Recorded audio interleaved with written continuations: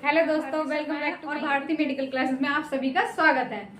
हाँ, तो आज हम क्या पढ़ने वाले हैं? आज हम लोग पढ़ने वाले हैं डिहाइड्रेशन। डिहाइड्रेशन क्या होता है, उसके पीछे कारण क्या है, कि वह किस कारण से होता है, लक्षण क्या दिखाई देंगे हमारे शरीर में।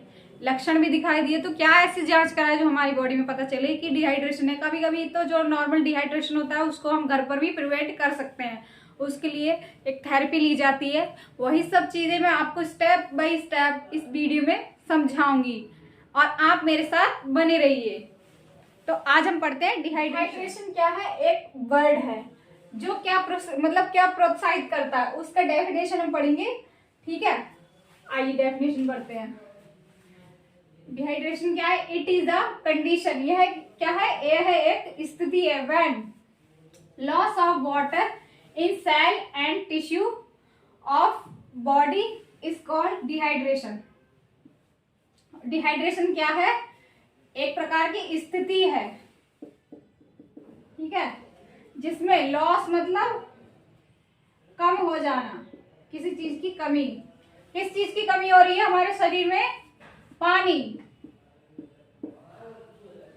की कमी हो रही है। डिहाइड्रेशन की एक ऐसी स्थिति है जिसमें हमारे शरीर में पानी की कमी हो रही है।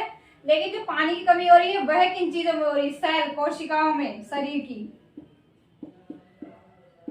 ठीक है, टिश्यू, ऊतक, हम समझने के लिए कह सकते हैं कि खाल, ठीक है। Loss of water in cell and tissue of body is called dehydration, ठीक है।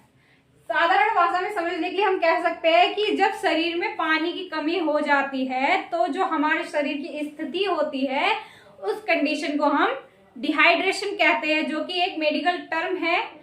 पूरी डेफिनेशन नहीं बोल सकते हैं तो सिर्फ एक पार्टिकुलर एक वर्ड दे दिया गया है कि क्या होता है कि इससे समझने में आसानी रहती है। जो मेडिकल टर्म है वो मेडिकल के लोगों को समझने में आसानी रहती है, लेकिन आम लोगों को भी पता होना चाहिए कि डिहाइड्रेशन क्या होता है। डिहाइड्रेशन में हमारे शरीर के कोशिका और ऊतकों में क्या होता है? पानी की कमी हो जाती है। उस कंडीशन को हम डिहाइड्रेशन कहते हैं। और अगर मेरे आप YouTube चैनल पर पहली बार आए हैं तो कृपया चैनल को सब्सक्राइब कीजिए, वीडियो को लाइक कीजिए एंड शेयर कीजिए ज्यादा से ज्यादा लोगों में। आसान से आसान भाषा में समझिए चीजों के लिए, क्योंकि मेडिकल की चीजें थोड़ी टफ होती हैं, लेकिन आप अच्छी भाषा में अगर इसको समझेंगे तो क्या है, आप बीमारियों से प्रिवेंट हो सकते हैं, मतलब बच सकते हैं। जिसको हो गया कोई बात नहीं, लेकिन जो इसको होने वाला है तो वो लोग क्या है, बच सकते हैं, ठीक है। अब इसके कॉजेस पढ़ेंगे। कॉजेस का मतलब होता है कारण, ठीक है। सबसे पहला कारण क्या है? इनएडिक्वेट ड्रिंकिंग ऑफ वाटर। अब हम यहीं पे परेशान हो जाते हैं कि इनएडिक्वेट, ठीक है, हम पानी पानी कम मात्रा में पीते हैं, उस कंडीशन को बोलते हैं इनएडिक्वेट ड्रिंकिंग ऑफ वाटर। पानी कम मात्रा में पीना, ठीक है। अब पानी कम मात्रा में कैसे पीते हैं? फॉर एग्जाम्पल, जैसे कि कभी कभी क्या होता है घरों में, खास करके जाड़ों के दिनों में, कि कुछ लोग होते हैं खाना खाते हैं फिर उसके बाद उनको आलस आता है, वह सो जाते हैं, प्रॉपर पानी नहीं पीते। जाड़ों में अधिकतर लोगों में डिहाइड्रेशन होता है। और गर्मी में इसलिए होता है क्योंकि उस टाइम पे क्या होता है, बॉडी में स्वेटिंग होता है, मतलब पसीना आता है। पसीना आता है, पसीने के द्वारा क्या होता है कि जो सेल्स होती हैं, टिश्यू होती है, उनमें से क्या निकलता है, हमारी जो ग्लैंड्स होती है, पसीना निकलता है। तो उसके लिए भी हमारे शरीर में तो हमारे शरीर से तो पानी बाहर जा रहा है ना, लेकिन हमको फिर पानी पीते हैं तो उस चीज को मेंटेन हो जाता है। लेकिन जो जाड़े होते हैं, सर्दियां होती हैं, उसमें क्या है कि हम पानी बहुत कम मात्रा में पीते हैं, जिसके कारण क्या है, डिहाइड्रेशन हो जाता है। इसलिए कहा जाता है कि आप ज्यादा से ज्यादा पानी पीजिए, मतलब एक एडिक्वेट मात्रा में, जितनी पानी की जरूरत है वो उस रिक्वायरमेंट को आप पूरा कीजिए। आपकी बॉडी के लिए अच्छा रहेगा और आप डिहाइड्रेशन से बच सकते हैं। फिर सीवियर वॉमिटिंग। वॉमिटिंग का मतलब यहाँ बता देती हूँ।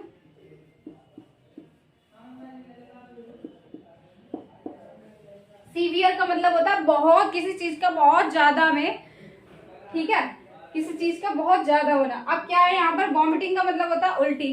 कभी कभी क्या होता है कि हमारा जो कभी कभी गैस भी बनता है, या फिर क्या होता है GERD एक कंडीशन होती है, उसमें क्या होता है कि जो तुम्हारा जो अंदर तेजाब बन रहा होता है पेट में, वो ऊपर रिफ्लेक्स मारता है तो तुमको वॉमिटिंग आती है, ठीक है। जब वॉमिटिंग आती है तो क्या होता है, उसमें बॉडी में से हमारी पानी निकलता है। जब पानी एक वॉमिटिंग आ गई तो उस कंडीशन में डिहाइड्रेशन हम नहीं कह सकते कि इस बंदे को डिहाइड्रेशन हुआ है, क्योंकि वो एक उल्टी आई, उसके बाद उसने खाना वगैरह खाया, वो उस चीज को मैनेज कर लिया।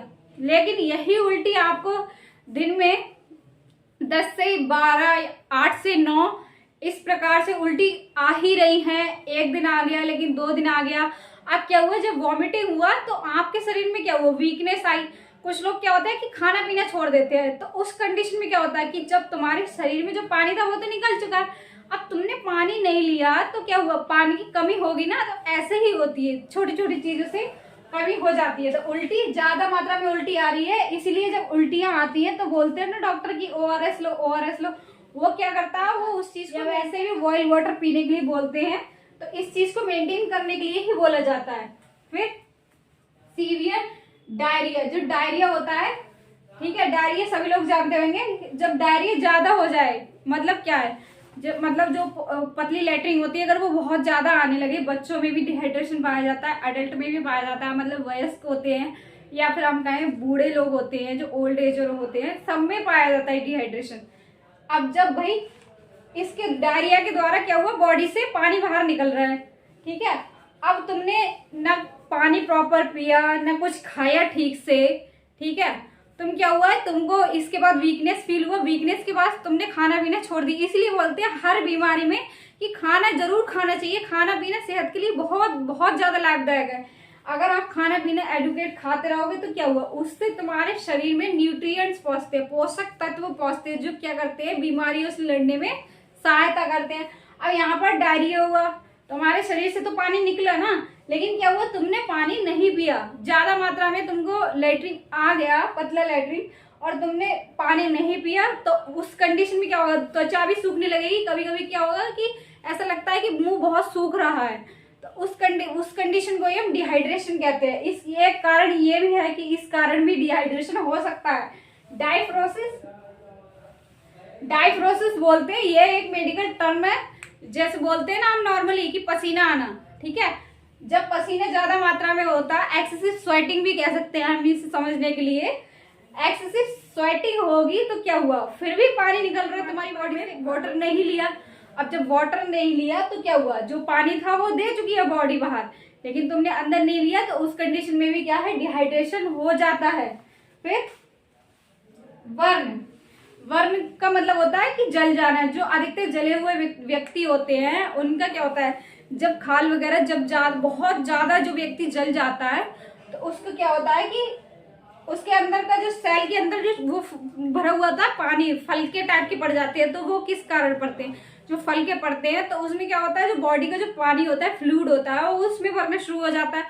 उस टाइम भी शरीर में पानी की कमी हो जाती है, ठीक है, एक ये भी कारण है। फिर सनस्ट्रोक, अब मैडम जी क्या बोल दिया, सनस्ट्रोक कुछ नहीं है, हम नॉर्मल समझने के लिए बोल सकते हैं कि लू लगना, ठीक है। गर्मियों में क्या होता है, गर्म हवा चलती है, गर्म हवा चलती है तो क्या होता है, एक तो शरीर में वैसे ही गर्मी की वजह से बॉडी हीट कर रही होती है हमारी, ठीक है।